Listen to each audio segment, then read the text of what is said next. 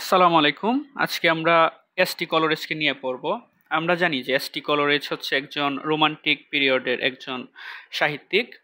তো এসটি কলোরেজ এবং উইলিয়াম ওয়ার্ডসওয়ার্থের 1798 সালে লিরিক্যাল ভ্যালেটস হচ্ছে প্রকাশিত হয়, যার মাধ্যমে আমাদের রোমান্টিক পিরিয়ডের সূচনা হয়। উইলিয়াম ওয়ার্ডসওয়ার্থ খুবই আমাদের গুরুত্বপূর্ণ একজন সাহিত্যিক, আর রোমান্টিক পিরিয়ড থেকে সবসময় অনেক বেশি কোয়েশ্চেন আসে। তো উইলিয়াম ওয়ার্ডসওয়ার্থ এবং এসটি কলোরেজ তাদেরকে আমরা ভালোভাবে পড়ব।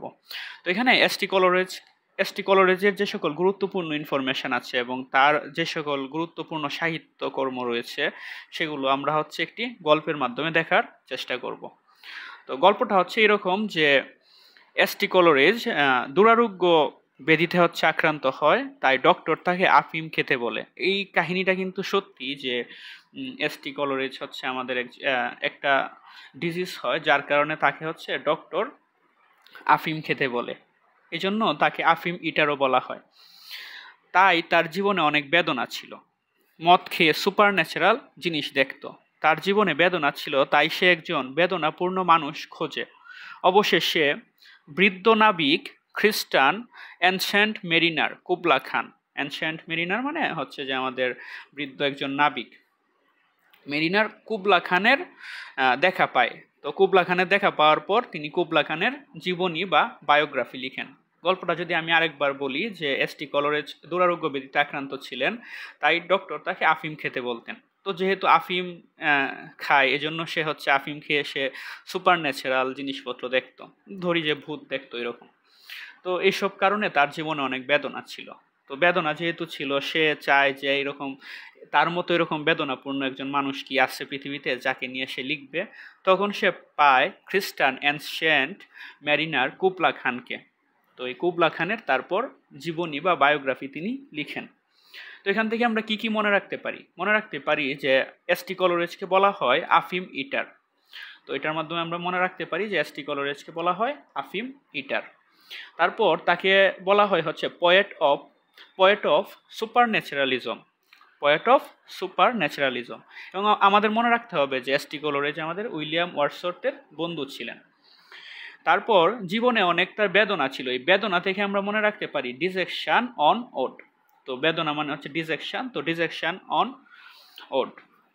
দেন হচ্ছে আমরা মনে রাখতে পারি যে খ্রিস্টান থেকে হচ্ছে খ্রিস্টাবেল, এটা তার খুবই গুরুত্বপূর্ণ, খ্রিস্টাবেল।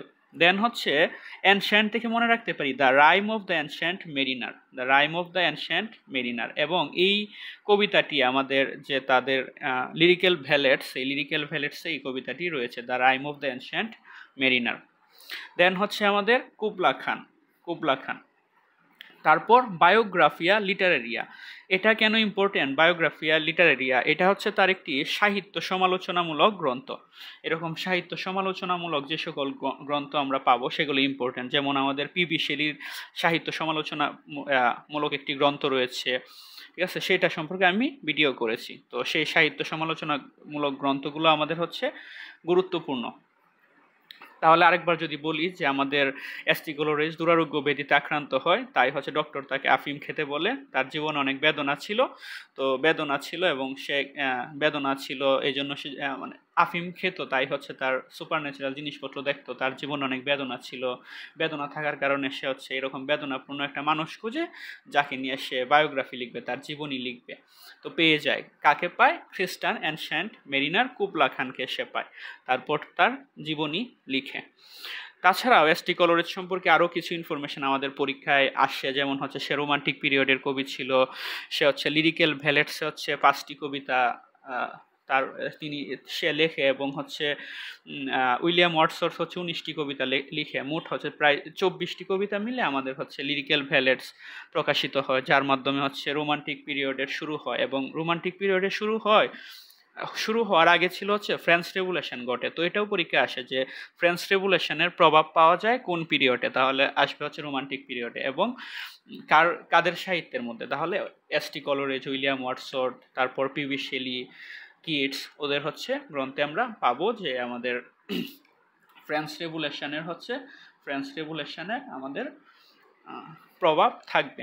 এগুলোই ছিল এসটি কলোরেজ নিয়ে আমাদের যে সকল ইনফরমেশন আমাদের পরীক্ষায় আসে, ইম্পর্টেন্ট ইনফরমেশনগুলো। আশা করি সবাই উপকৃত হবেন। ধন্যবাদ।